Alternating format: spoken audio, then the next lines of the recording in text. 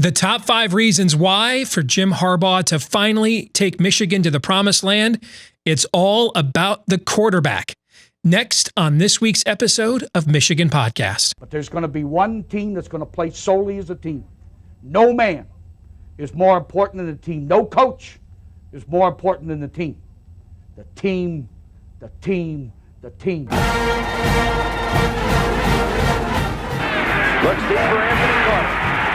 Waits for it, hit, caught. This is no time for that. In the pocket and a sack. Tim Jamison. Brady gets terrific. Throws it, and a touchdown, Knight again. Schultz just before Brazil got him, and a leaping interception by Woodson. Harbaugh back to throw over the middle, caught by Collier at the 5 on his feet, touchdown Michigan. On its way. It's good. He's 5'7", 179 pounds, a junior at Michigan. But Jamie Morris packs a wallop, and he delivers for Bo Schembechler. And here's your first play. Pressure coming, sack. It is Glenn Steele, number 81, who fought his way through the traffic. Option. And Robinson calls his own number, and he's going to score. Oh, an easy touchdown for Robinson and Michigan.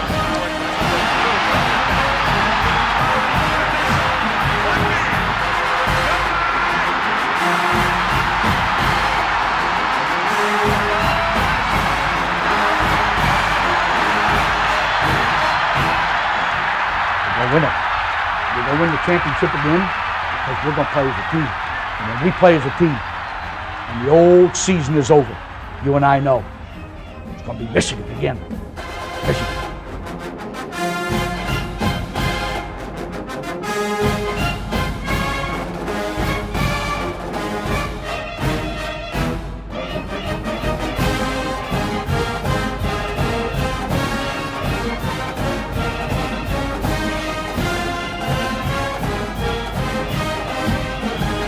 Go Blue. I'm Steve Deace. Hopefully all of you are staying safe. We continue on here with Michigan Podcast. Even in this pandemic-riddled world and country we live in right now, and we're doing a series since we don't have any sports in real time, unfortunately, to talk about right now. We're talking about things that take a look at the bigger picture. And we're doing so with this series called The Top 5 Reasons Why. And this week we're going to take a look at the top 5 reasons why it's all about the quarterback when it comes to Jim Harbaugh and whether or not he can take Michigan to the promised land. And we got into this debate last week with Ari Wasserman over at The Athletic talking about the talent gap between Michigan and Ohio State. And I pointed out that there's historically been one pretty much my entire life.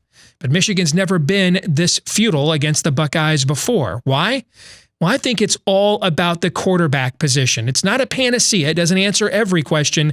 But if you can't answer the quarterback question properly, it doesn't really matter what your answers are to the rest of those questions. And you're going to see that as we go down these top 5 reasons, beginning here with number 5. When was the last time Michigan definitively had the better quarterback in the Ohio State game? Well, not coincidentally, that was probably in 2011. The last time the Wolverines won the game. And that was with Denard Robinson, his junior year, at the peak of his skills, rewriting the Michigan record book, and Ohio State starting a true freshman in Braxton Miller. That's the last time that Michigan definitively had the better quarterback in the game. And I don't think it's any coincidence. It's also the last time that Michigan won it. Let's look at reason number 4. 8 of the last 10 national champions had a starting quarterback among the top 20 rated passers in the country. And the other 2 who didn't were still in the top 30, one of them at number 23. Denard Robinson in 2010 is the only Wolverine passer in the last decade to finish in the top 20. And he was 20th. That was his sophomore season of 2010, and Michigan only went 7-6. Number 3, before 2010, The last time Michigan had a quarterback finish in the top 20 nationally was Tom Brady in 1999, which, again, not coincidentally, is also the last time the Wolverines finished in the final AP top 5. That's right, we haven't done that this century. The last time we did that was over 20 years ago. Tom Brady still played here. He's 43 years old now. That's how long ago. And it's not a coincidence. That's how long it's been since Michigan finished in the top 5. Our next thing to take a look at among our top 5 reasons why it's all about the quarterback, let's take a look at the recent Big Ten championship quarterbacks, shall we? Let's begin. In 2019, you had Justin Fields. He led the nation in touchdown to interception ratio, likely going to be a top 10 pick in the 2021 NFL draft. How about in 2018? Dwayne Haskins was the first Big Ten quarterback taken in the first round of the NFL draft in 25 years, going back to Kerry Collins in 1995. How about 2017? JT Barrett is the Big Ten's all-time total yardage leader and the first 3-time captain in Ohio State history. And now, 2016, Trace McSorley was Penn State's highest finisher in the Heisman Trophy balloting since Curtis Enis a decade ago. Those are the last 4 quarterbacks to win the Big Ten championship. And they all were elite. Michigan hasn't had anybody close to as good as any of those guys in a long, long time. And that brings us to this bottom line.